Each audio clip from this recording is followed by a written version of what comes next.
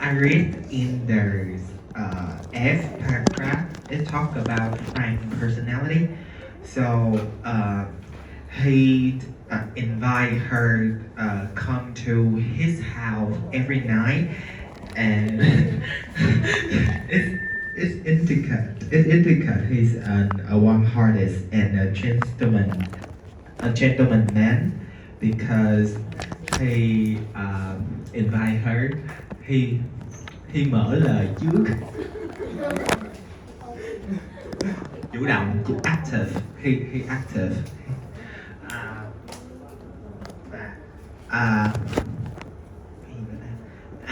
and another thing that he sang about the last that love a sailor. So when I think a people person always sing out loud or has a zest for life, just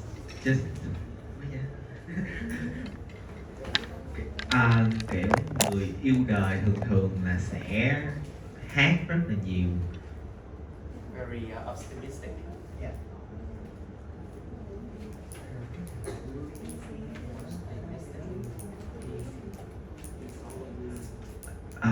And he also the people that travel many land and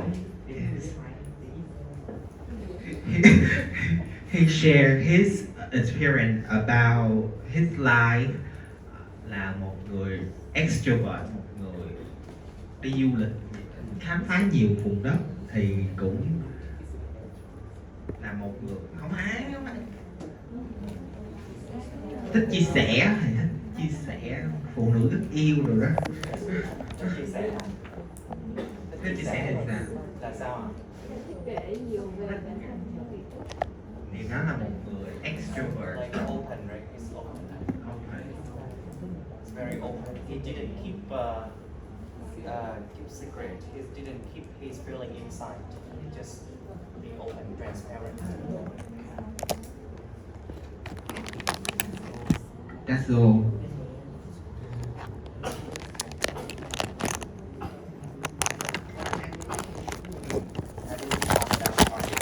For the statement number one, right?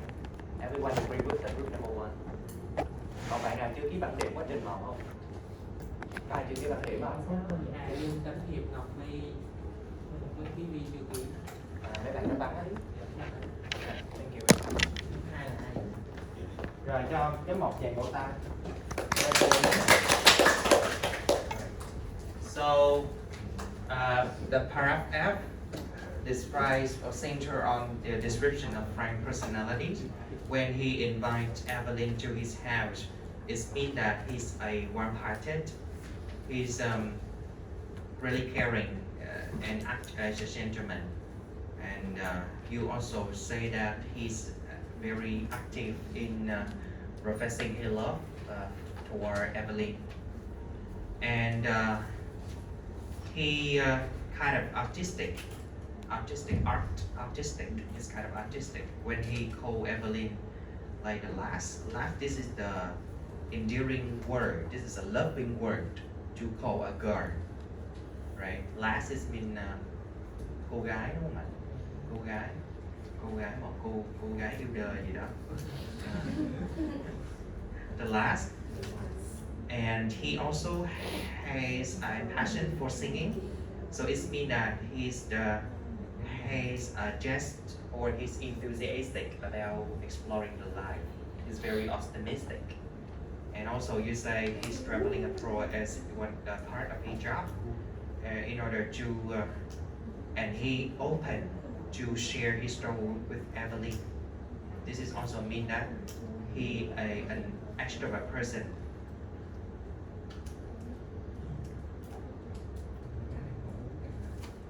If you have anything to modify, just share your opinion. That's it.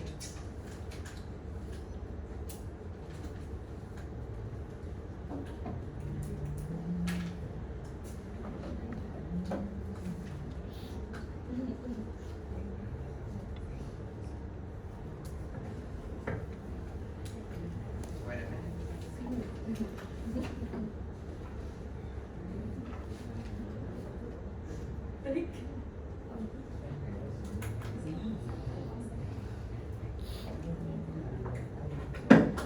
So how about where did Frank take Eveline to?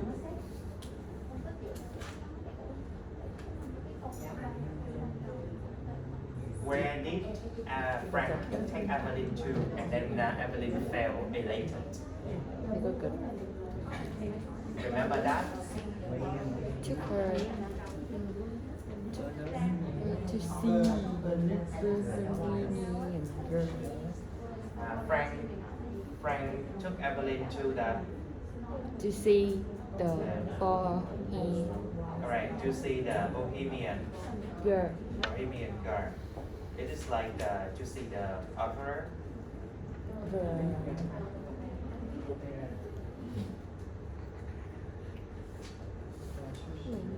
And he covered pop Shopping. puppet. Nè, có một đoạn nó nói là So puppets is a really endearing word like honey or darling.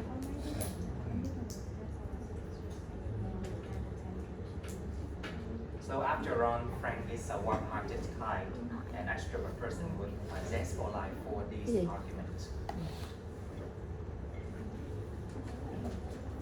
So you can take chấp notes, đi, tìm đi. and we go to the group number 2. When you try to persuade us whether Eveline is a timid, passive person with little sense of adventure. Now we go to group number 2. Where are you? Group 2 đâu?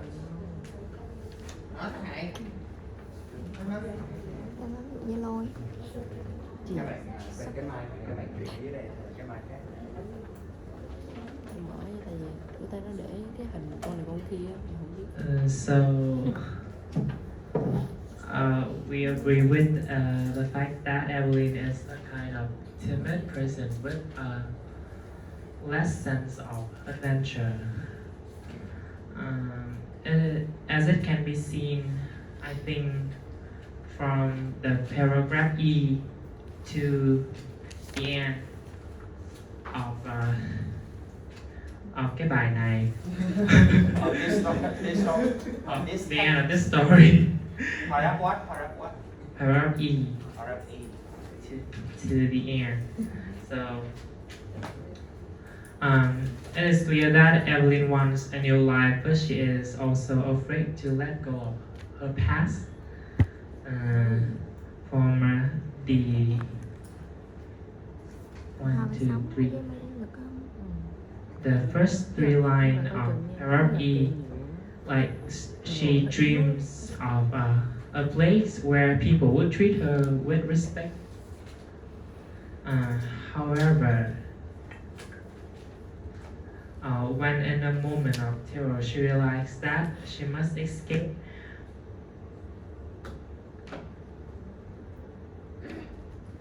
Má ơi, cứu con. That shows her desire to change. That is the reason why she chose Frank as her partner. But her paralyzed state begins when she is wondering, was that wise about agreeing to go with him? Đúng rồi. Yes. You mean that even she had a desire to escape from her But she is life, still afraid, she's still afraid. and she asks herself, was that wise? So her procrastination, you know procrastination.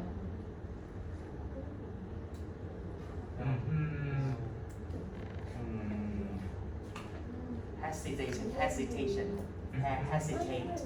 right? Hesitation, procrastination. It means you are going to do something, but you think about it, whether it's good or not, and then you change your mind. Lưỡng lự. Lưỡng lự, chần chừ. Như vậy cái thói mà chần chừ lưỡng lự phân vân á, nó cũng là một cái dấu hiệu của afraid to let go of her past, hoặc là afraid to change herself. Lack courage. Lack courage. Thiếu cái dũng cảm để mà thay đổi con người của mình.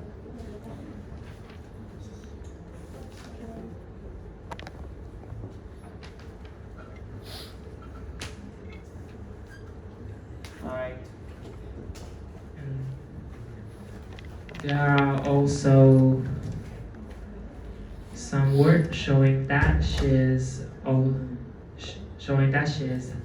show how hesitate that she is, like from paragraph K. But she wanted to leave. Why should she be unhappy? Em có hay mà. And math. Mình có cần hết thầy chưa?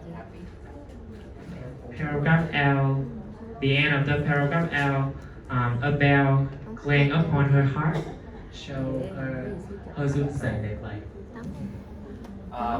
Why she unhappy? Why she unhappy chỗ nào ạ? Tức là cái luận điểm này em giải thích như thế nào?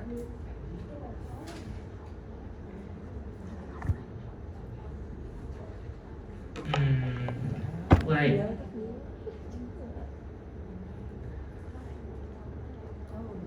Em đang chứng minh là cô ta timid, passive. I think that the author tried to show her inside, her inner self, like she wants to live another life. However, she is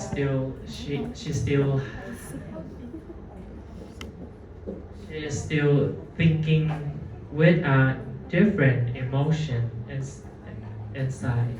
I think Mental struggle, right? yes.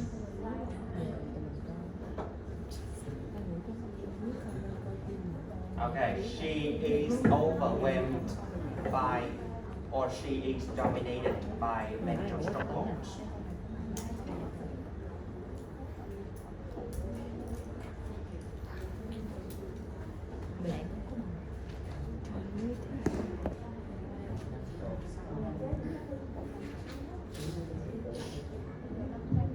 It is like you can decide something because you overthinking.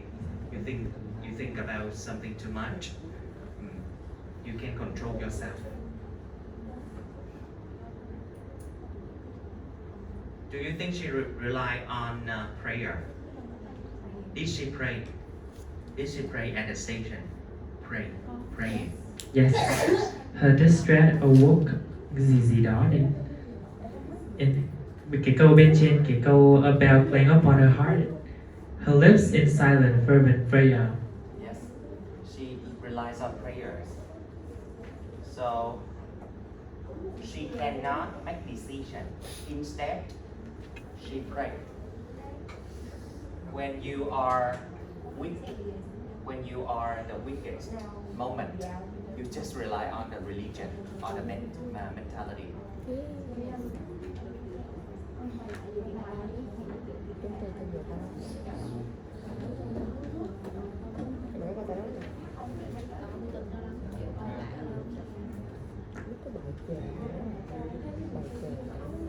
Autonomous has been the decision by yourself.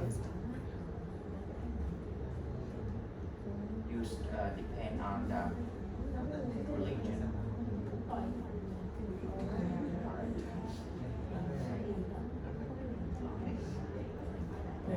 Mrs. That's what you want to say?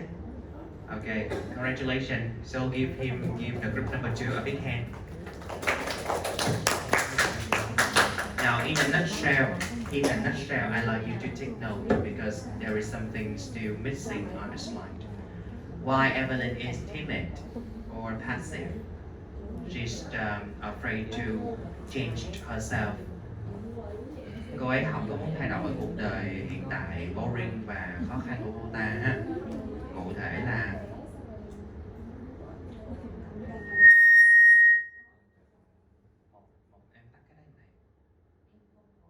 em đừng có show, đừng có point toward me. Em đừng có chỉ lại. Thứ nhất là cô ấy không có rủ đi những cái quá khứ. Các em có thấy là lúc mà trước khi đi cô ta làm cái gì cái căn phòng? Dọn phòng là ngày nào cũng dọn hết. Cô ta làm gì ạ? Đốt phòng. Cái từ khóa là phải nhớ nha, không nhớ dẫn chứng dài thì phải nhớ keyword review, thấy không? Review.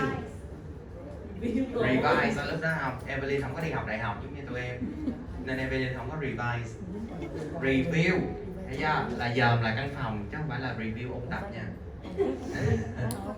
Thứ nhất là review nè, chứng tỏ là attachment, quyến luyến với lại cái nơi mình ở, cũng như là không có sẵn sàng để rũ bỏ đi những cái quá khứ ha.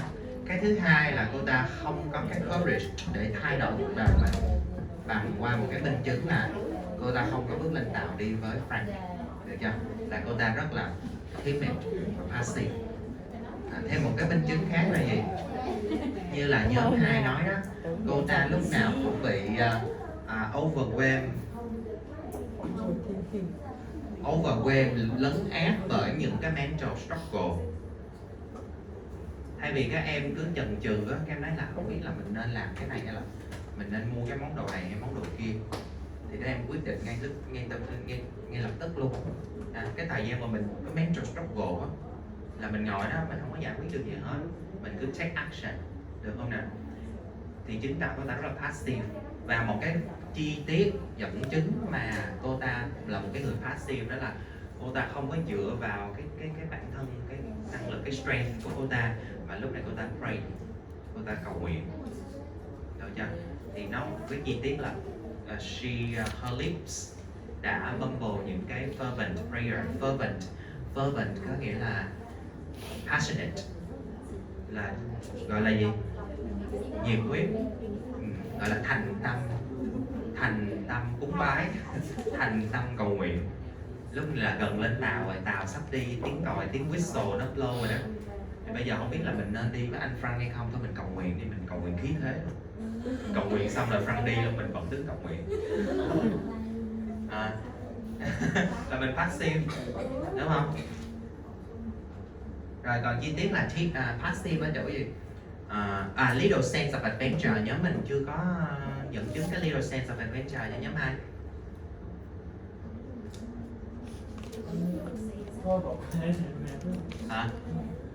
Là cô ta không có cái sở thích đi khám phá, tức là ở lâu trong cái khổ, cái con người ta quen với cái khổ, quen với cái sự gò bó,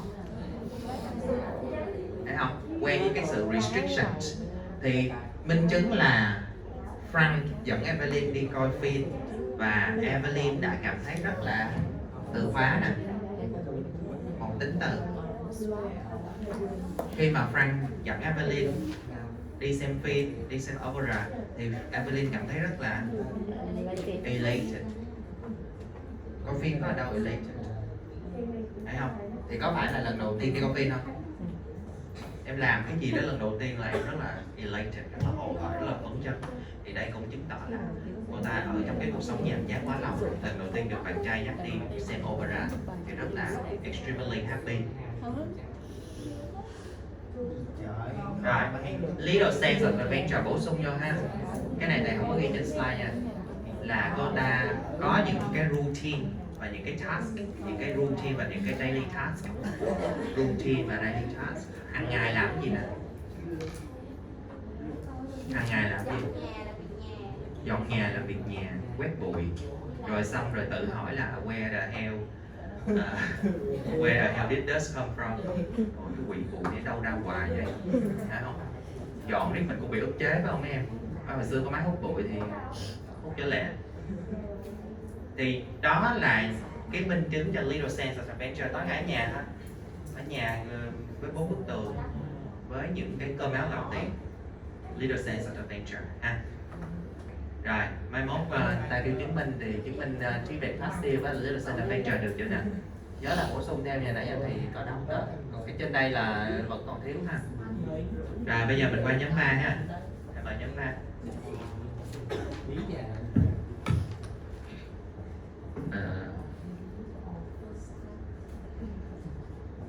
Some example for Evelyn father is Emily, who is authoritarian. Is from Evelyn's perspective, she feel she's in danger of her father's violence, and lately she has also been threatened by him, and she got nobody to protect her. Nobody protect her.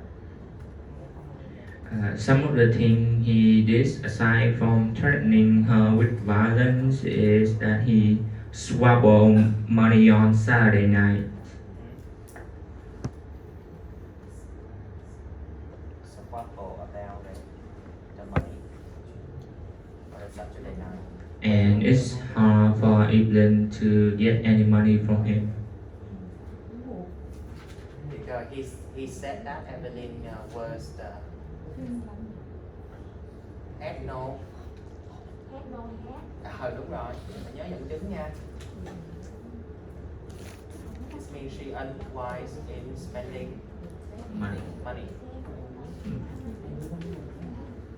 How do you prove that he's selfish? Bây giờ chứng minh người bố rất là ích kỷ. He has no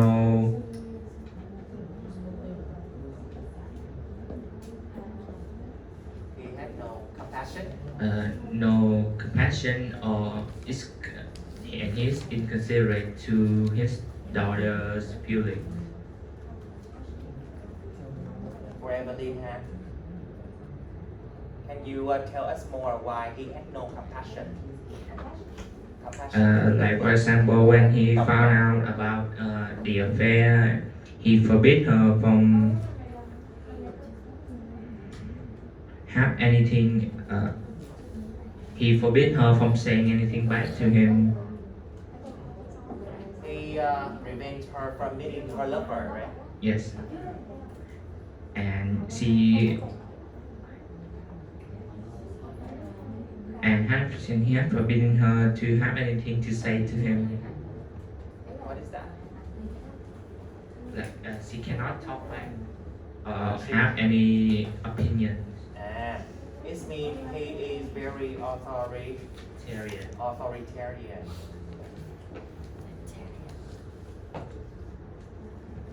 And she no voice in the house, right?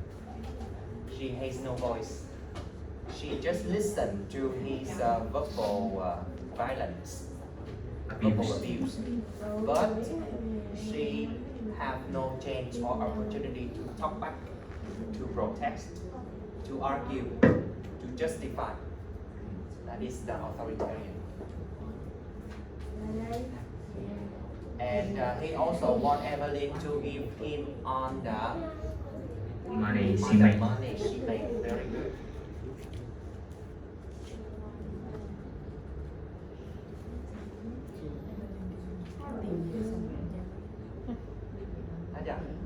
Yes, that's all.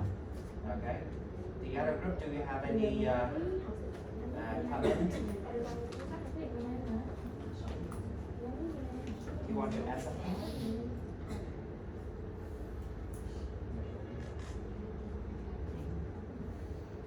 Do you agree with group number 3? Bây giờ chứng minh bố là một cái người rất là selfish và bully và authoritarian. Các bạn có đủ những cái lý lẽ không ạ? Em mời em. Even though told she was over 19. She's still She's still in danger of her father violence. yes, exactly, over 19, but she's still in the danger of his violence. Right. That is his bully. He's a bully.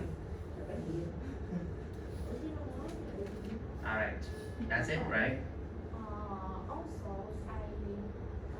about the authoritarian, as the way that the father treats her daughter, I think as he requires her daughter have to powers keep the house together, also trông nom two young children and have always taught them new revelries. Em ý là học bắt nhỏ này làm công việc nhiều rồi còn ở trong em rồi lúc nào cũng làm buổi sáng thường xuyên công việc rất là Trách nhiệm. Như vậy ông phó thác những cái responsibility. là kiểu như đẩy cho con mình đó. Đúng rồi, thay vì mình share ra, thay vì bố thì có thể take care gia đình cùng với đứa con gái lớn, nhưng mà đằng này là đẩy hết trơn cho, phó thác hết cho Eveline làm luôn ha. Mình gọi là burden những cái shoulder, những cái responsibility lên Eveline.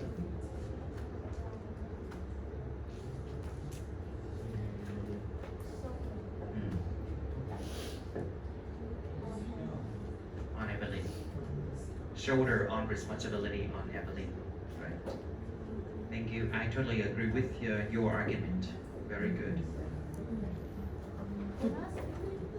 Of course, every group has a score for your contribution.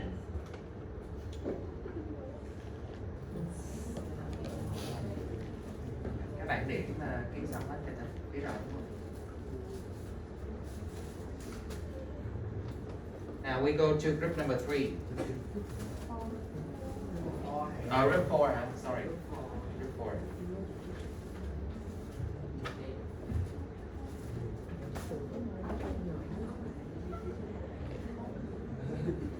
Không cầu bài nữa.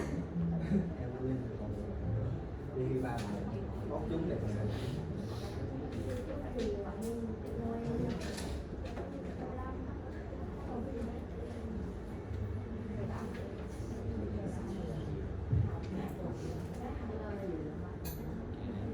Rồi nhóm 4 nè, đưa cái mic. Alright.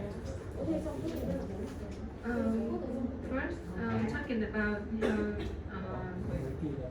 the sensitive,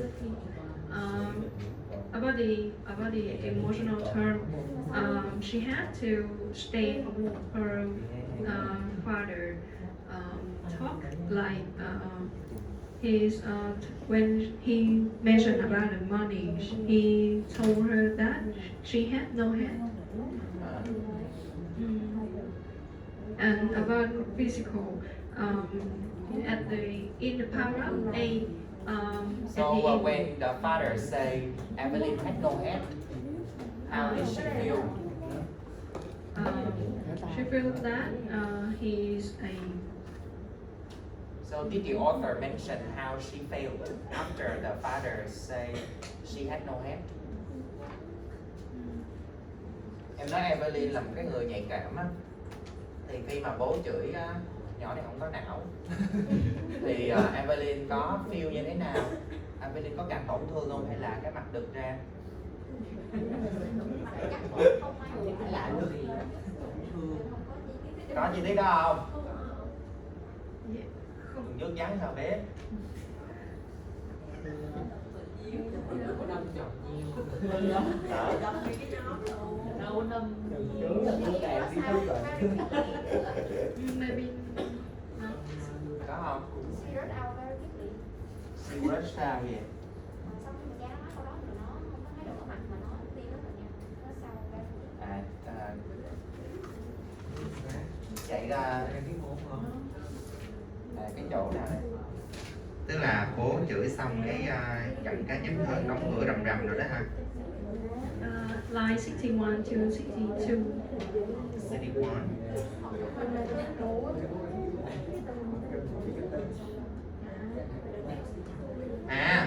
Cái chỗ mà trang trăm 111 á, cuối cùng thì ông bố cuối cùng thì lão ta cũng đưa cho cô ấy tiền và kêu cô ấy mua đồ ăn tối chủ nhật, đúng không?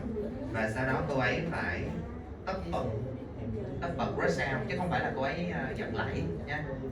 Nói chung là bố chửi, là bị bố chửi thì Eveline không, tác giả không có miêu tả là Eveline có giận hay là có vui hay là không có cảm xúc, không có đề cập. Thì chỗ này nó chưa chứng minh được Eveline sensitive hay không. Lấy cái minh chứng khác cho này coi.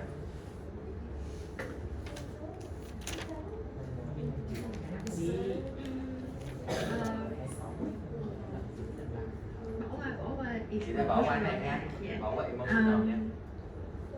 We may turn to physical. At the end of paragraph A, we have she was tired. and because I understand that in the story, the author described her as a girl which, who have to work hard in both in the house and at business. The evidence is in lines 37 and 38, and in line 69, there are also detail that she had to work hard to keep the house together, and she is forced by her father to take care of her sibling.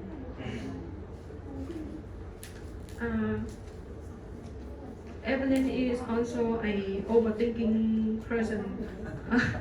Like when she hear when she heard Frank's story about the other places, she thought that at first she thought that he would save her when she leave with him, but after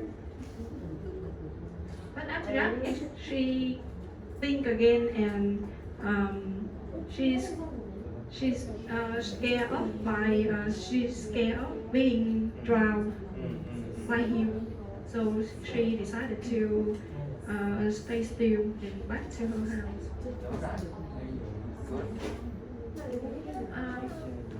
About the conscientious person with a strong sense of responsibility, we partly agree with that statement because first, because she a responsible one, because she worked hard in both in her house and business. She do all of the housework and taking care of the family members, but she lose her sense of responsibility when she had a thought that she would leave her house for a better life. Because I think that no matter what, her father and her sibling is still her family. So taking care of them is one of her responsibility. I agree with you. Yeah. She is not totally responsible when she thinks about leaving her family to go with a boy. Yeah. So you are not responsible when you think about leaving, abandon your family. And conscientious. How do you prove that Eveline is conscientious?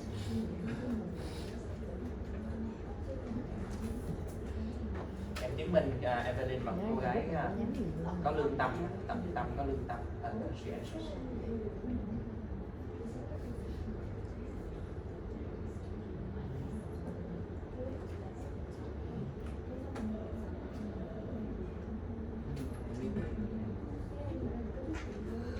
Một cái người conscientious là một cái người muốn làm những cái điều đúng đắn bởi vì bổn phận, tức là làm điều đúng bởi vì bổn phận là cái người có lương tâm. Một bác sĩ có lương tâm là bác sĩ làm những cái điều đúng với cái bổn phận bác sĩ, được không nào? Như vậy Eveline là có lương tâm không? Lương tâm hay lương khác? Eveline có lương tâm không? Có làm tốt bổn phận của người con gái không? Có. Yes. When in paragraph H, we have a detail that her father was becoming old lately. She noted he would miss her. She noted her father, đúng rồi đó.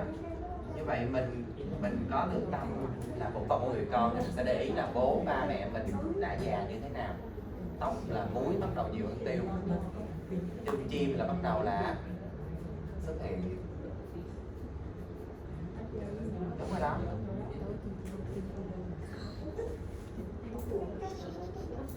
Rồi có là một người con gái hiếu hạnh đối với người mẹ quá cố không? Có luôn. Như vậy mình phải chứng minh là là một good girl, good daughter, không những đối với bố mà còn là giữ lời hứa với mẹ, keeping the promise with her. Yes, late mother.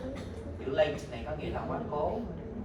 ngoài cái nghĩa đi trễ ra ha, còn cái nghĩa là quá khổ, còn cái nghĩa là deceased.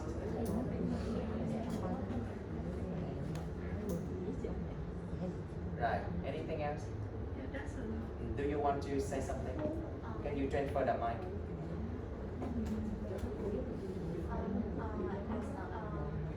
About the sensitive, and also You want to add something or you want to change? I want to add Okay. when as I mentioned before, even though she was over 19, she sometimes felt herself in danger of her father violence, and then senior was that has given her a competition. Cái điều đó là cái điều mà khiến cho nó là trong lúc mà nó không có hồi nó sợ, nên là cái điều khiến cái tim nó lúc nào nghĩ tới nó cũng phải đọc nhanh. Palpitation đó hả? Cái từ chữ này là trong truyện nha. Palpitation là những cái Sự hồi hộp, sự tim đập nhanh. đúng rồi. Những cái gì tremble. Những cái tremble. So that's the emotional factor related to sensitive. Very good. Như vậy cái nhóm 4 em nói là cô ta work hard, rồi cô ta mệt mỏi, cô ta chăm sóc gia đình thì cô ta không phải sensitive. Em làm việc nhà nhiều quá em có mệt không? Thì em có sensitive không? Không. Cái đó là chuyện hiển nhiên, thấy không? Còn ví dụ như thầy mới đụng cái da em chút xíu, mình đụng chút xíu thôi mà em đau rồi em gãy xương là em sensitive. Còn cái này em làm việc nhà nhiều quá thì em mệt là chuyện hiển nhiên thôi, đúng không?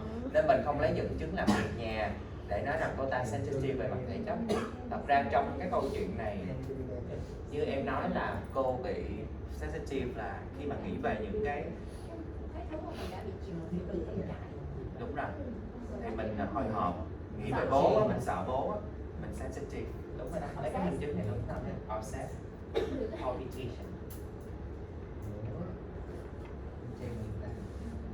Vậy các em nghĩ về cái kỳ thi IELTS hoặc là kỳ thi mấy cái môn triết học Mác Lênin đó, mấy em sợ không? Sợ thì là mấy em sensitive. Mình phải tập mạnh mẽ lên, có đâu sợ. Học bài thì thôi. Sợ 4 triệu 7 50 á hả? Thi má thì nó discount. Thi nhiều lần nó discount, nhìn mạnh mẽ nữa. Ưu quái combo. Cái chỗ này thì lấy cái dẫn chứng của nhóm 3 palpitation, xíu nữa này cộng dẫn chứng cho bạn. Another point that I want to ask about is that the conscientious that in the final minutes she is standing between that she should not go with her boyfriend or come back to her, and finally she decided that To stay. to stay. To stay. That's demonstrate that she somehow hiếu thảo girl. Alright. Pious. Nếu mà cổ không hiếu thảo, không có trách nhiệm gì, cổ không có là she always suspect about her decision. Đó là đúng hay sai? Đúng rồi. Rồi vỗ tay.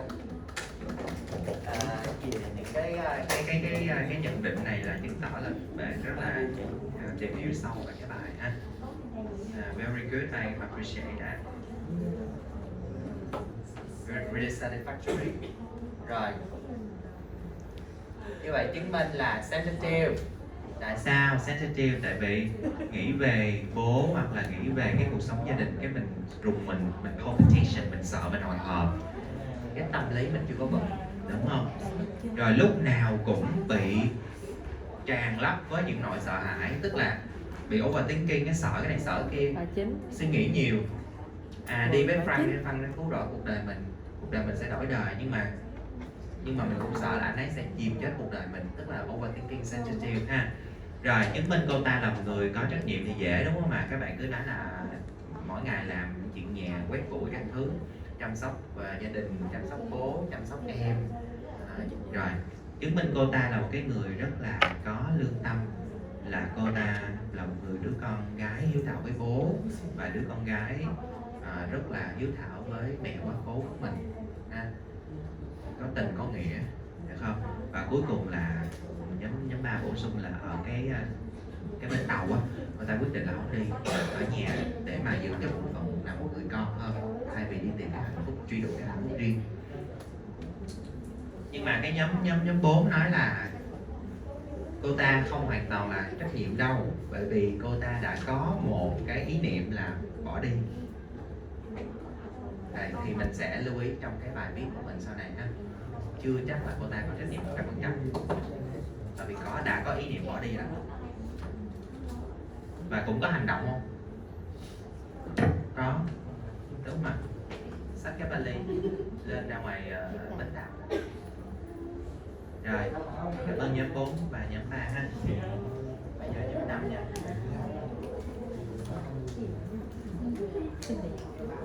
Win trên điểm. Ai đợi xin phản tổ mình sẽ Win trên điểm. Rồi, vô. So, do you agree that Frank is an easy-going and superficial person? For the part that Frank is easygoing and superficial persons, he don't think much and he don't rely on other things.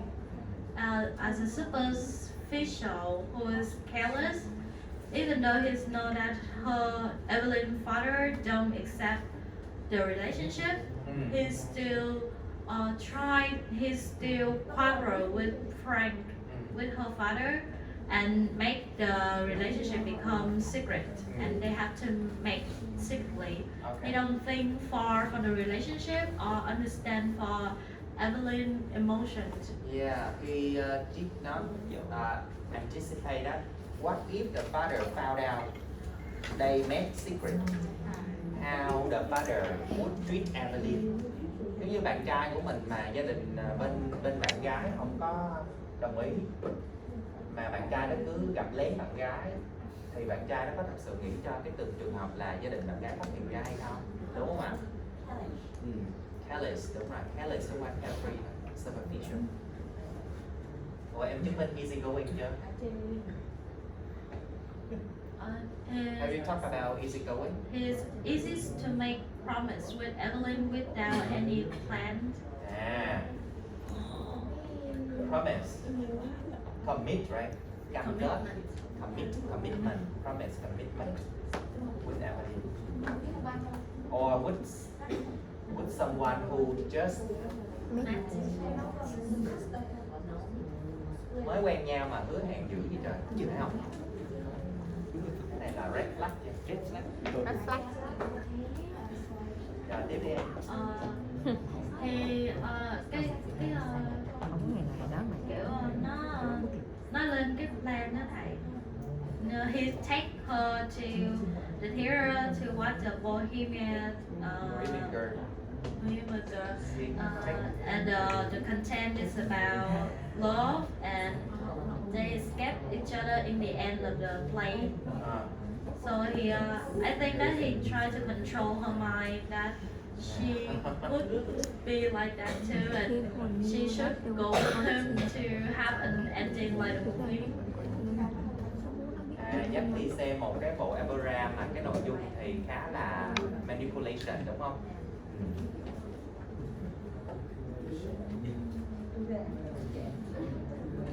Ví dụ như ha, quen nhau, hai đứa quen nhau, cái thằng trai dắt đứa con gái đi coi phim, mà trong cái bộ phim đó nói lên một cái nội dung là nhỏ con gái này bỏ trốn theo thằng trai, thì nhỏ này sẽ được cái cuộc sống tự do tự tại hạnh phúc.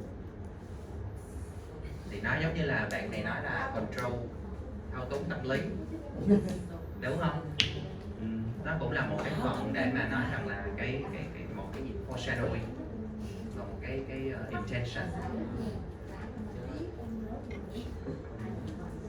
Anything else? For the unable to form close ties with anyone, our group say that because he traveled a lot, he got a lot of tales about his adventure, so he don't want to have a deep relationship with anyone. And another thing is he don't really understand Eveline or be there when she need him the most or support for her emotions. So they don't really know each other, so we cannot consider it as a deep relationship. And when they go to the key, The station. station, when Emily stay when Eveline on the boat, he did not understand her fear or try to ask her about her difficulty. And he just tell her to go with him, and that's what he want. He don't ask her if she want that or she have any problem with that or So you are trying to persuade the audience that he is superficial. When they are at the key, he just try to persuade her to get on the boat without asking her why. She did not. She just keep calling out, like, get on, go on the boat, without asking why. She did not, what problem or any difficulty.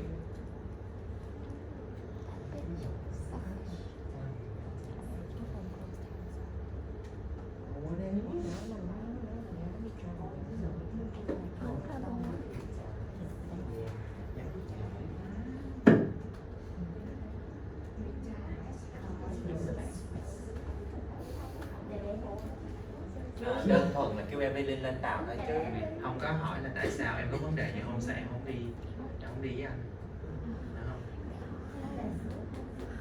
Rồi còn gì nữa không nè? Frank là một cái người mà không có đủ tin cậy để mà xây dựng mối quan hệ thân mật với bất kỳ ai. Thì trong đó có Eveline, tức là Frank chỉ gặp Eveline một vài lần. Rồi Frank cũng gặp bố một vài lần, nhưng mà hai người đó là sao? Quarrel, cãi lộn với nhà gái, her father. Rồi anh này là một cái người mà hay travel, tại vì làm thủy thủ sailor, đi đó đi đây, đúng không ạ? Nên là không thể nào mà cultivate hay là nourish một cái mối quan hệ nào đâu. Em tưởng tượng coi,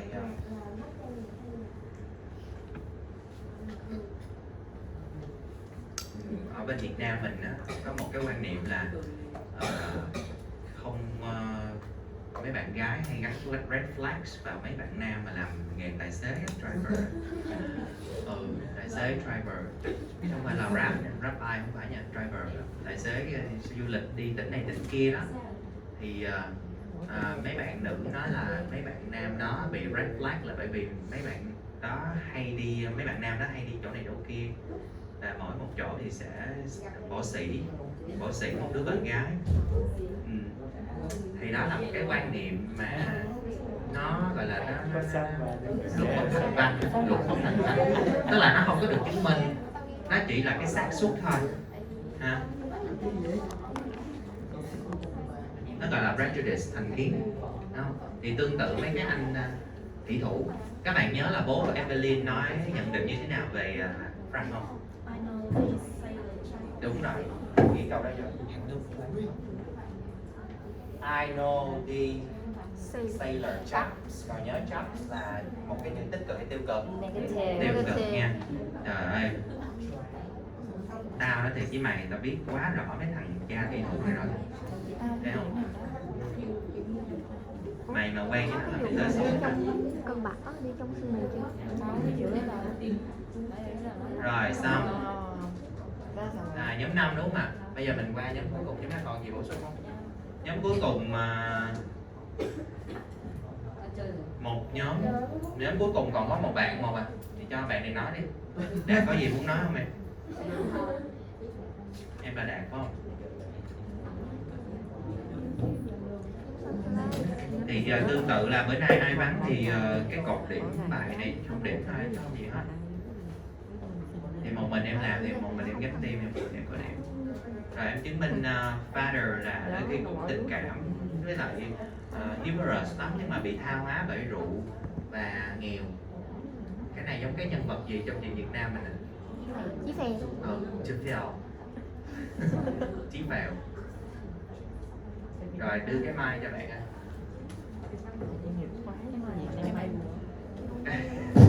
Em lấy giùm thầy cái cối. Trời ơi. Rồi em chứng minh ổng rất là tình cảm thôi. Bố mình lâu lâu cũng tình cảm lắm bộ.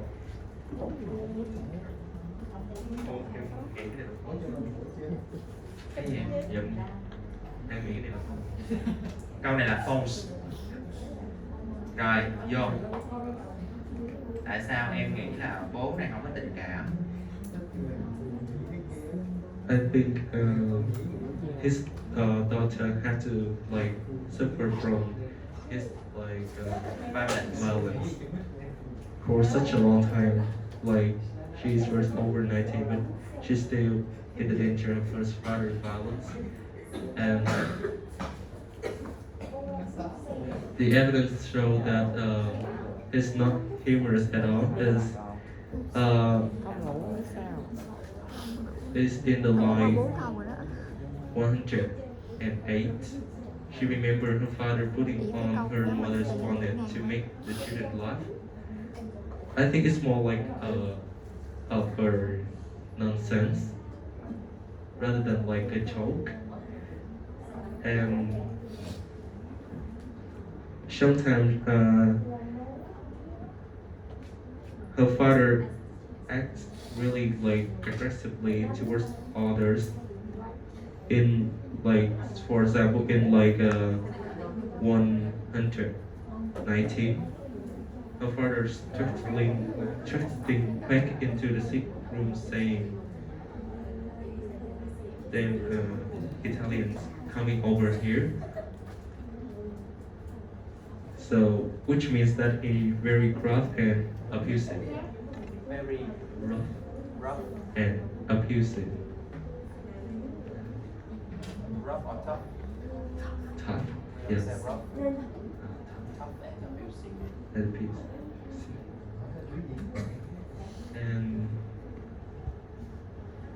And I think he isn't one down at all, since all of the responsibilities and duties is on his Eveline and his dead mother. So he's burdened. You mean he's burdened on the responsibility? Mày biết là mày kiếp Ông ấy đặt trách nhiệm cho Eveline đó hả?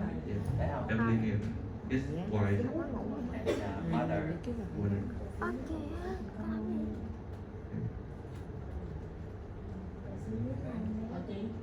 Rồi chưa? Có người phản biện rồi kìa. Nhóm 3 kìa, nhóm 3 trên tay phản biện.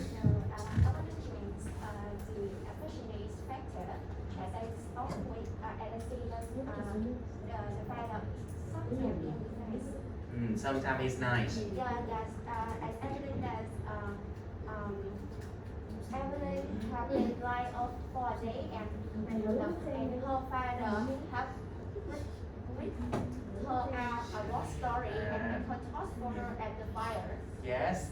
Sometimes He could be nice.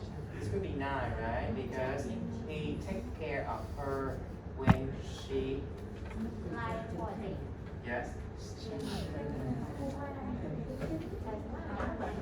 sick. Yeah, sick and bad. Also, Eveline and her father sometimes have some eating day, you know. And at that time, the father also put the bonnet of his wife to make the children laugh. To make the children laugh. This is meme. Humorous. It's a humorous factor. It's a humorous factor. Tức là hồi xưa mà mẹ còn sống đúng không? Lúc mẹ sinh thời đúng không ạ? Thì bố dắt gia đình đi picnic và bố có đội cái nón bonnet. Thì có nón bonnet là nón gì nè Hiếu? Đạt. Bây giờ thầy hỏi Đạt cái đó. Bonnet là cái nón gì? Em không biết cái nón gì sao em không tra, có điện thoại không tra. Cho chị câu mới xin. Rồi em nói là cái chi tiết nó không có vui, nó nên xem. Hết luôn hết. Em phải search cho thầy cái nón bonnet. Bây giờ mở điện thoại ra search đi. Bonnet.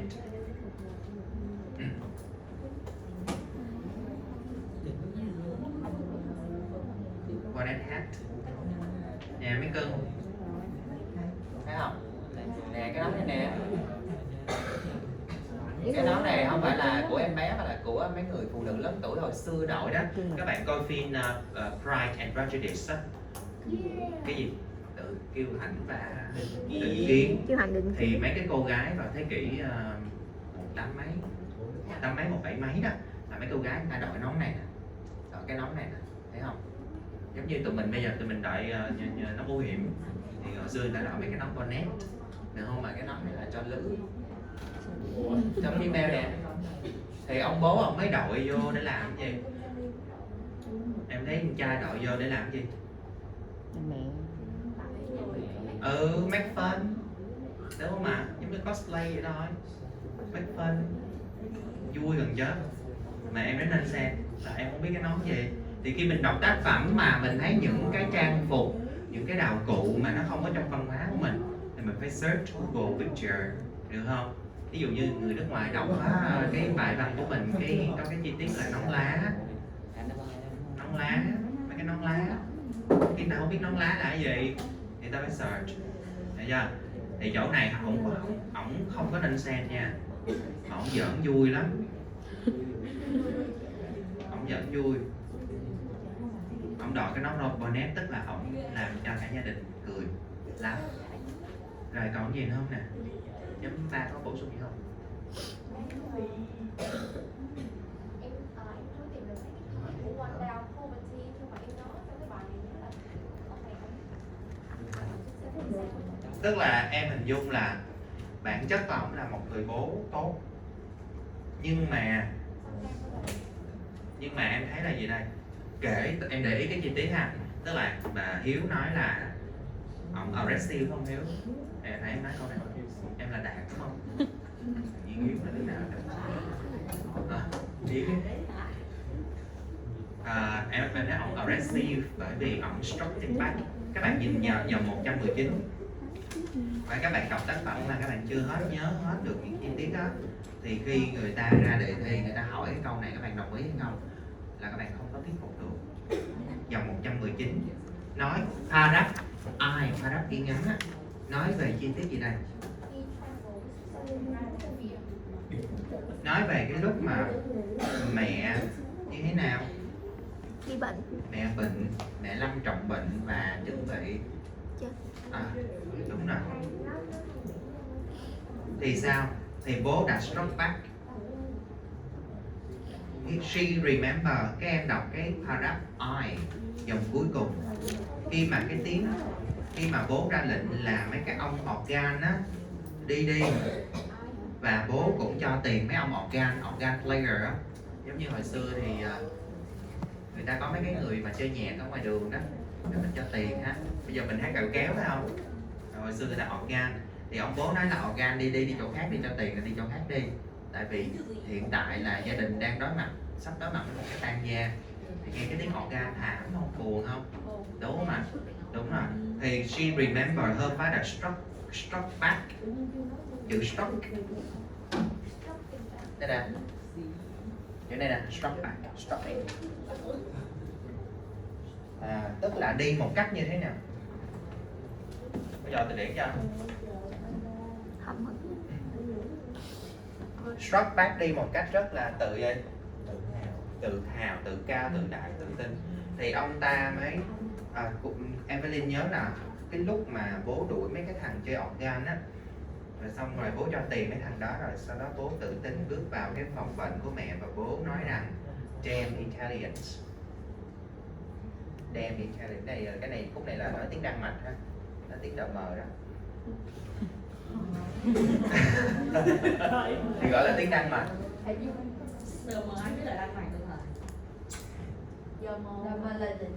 À vậy hả? Thì lúc này bố mới nói tiếng Đan Mạch, Damn Italians coming over here.